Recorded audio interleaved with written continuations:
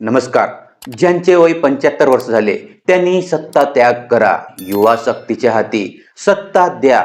संजय राऊतांचा टोला. संजय राऊत यांनी पंतप्रधान मोदींच्या युवा शक्ती भाषणावर जोरदार टीका केलेली आहे. 75 वर्षावरील नेत्यांनी सत्ता त्याग करून युवा शक्तीच्या हाती सूत्र द्यावीत असे संजय राऊत म्हणाले. स्वातंत्र्य दिनाच्या निमित्ताने पंतप्रधान नरेंद्र मोदी यांनी लाल किल्ल्यावरून देशाला संबोधित करताना युवा शक्तीच्या भूमिकेवर विशेष भर दिला. मात्र याच भूमिकेवरून ठाकरे गटाचे खासदार संजय राऊत यांनी जोरदार पलटवार केलेला आहे. राऊत म्हणाले की जर पंतप्रधान नरेंद्र मोदी यांनी लाल किल्ल्यावरून युवा शक्तीचे आभार मानले असतील तर मी देखील त्यांचे आभार मानतो. पण त्याचवेळी त्यांनी मोदींना थेट सवाल केलेला आहे. जर देशाच्या विकासाची चावी युवा शक्तीच्या हातात असायला हवी तर ज्यांचं वय 75 वर्षापेक्षा जास्त झालं आहे त्यांना सत्ता सोडून युवांच्या हातात सत्ता का देऊ नये.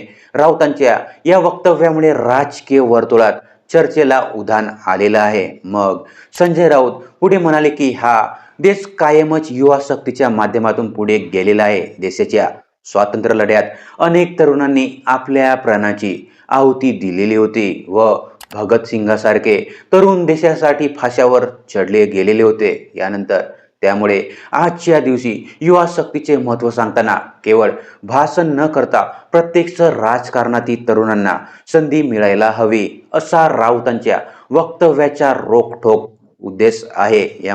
यानंतर राऊत यांनी पंतप्रधान मोदींच्या आणखी एका विधानावर आक्षेप घेतलेला आहे. कोरोना आणि इतर संकटाच्या काळात विरोधकांनी देशात भीती आणि संकट निर्माण करण्याचं काम केल्याचा आरोप मोदींना केला होता. यावर प्रतिक्रिया देताना संजय राऊत म्हणाले आहेत की मोदी खोटं बोलत आहेत. किमान स्वातंत्र्य दिनी तरी खोटं बोलू नये असं संजय राऊत म्हणाले.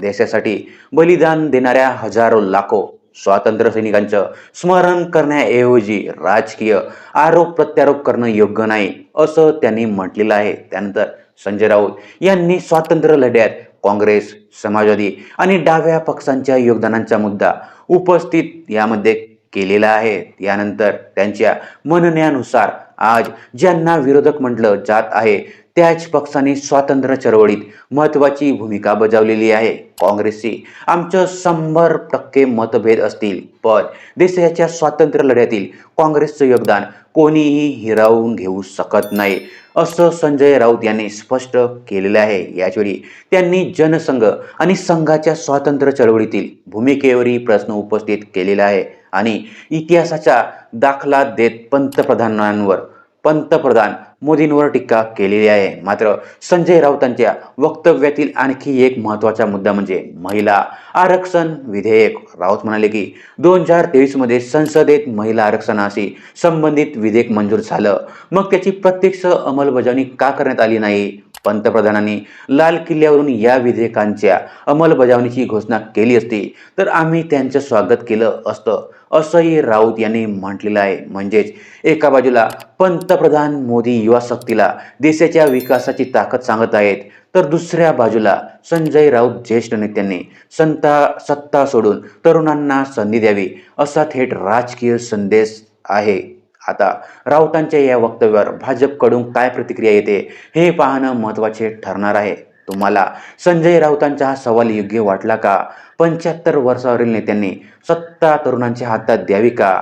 तुमचं मत कमेंट्समध्ये नक्की सांगा व अशाच राजकीय आणि महत्त्वाच्या बातम्यासाठी चॅनलला सबस्क्राईब करा आणि व्हिडिओला लाईक करा. अशाच माहितीकरिता माझ्या ज्ञानगंगा चॅनलला सबस्क्राईब करायला विसरू नका. तोपर्यंत भेटूया पुढच्या व्हिडिओमध्ये. तोपर्यंत धन्यवाद.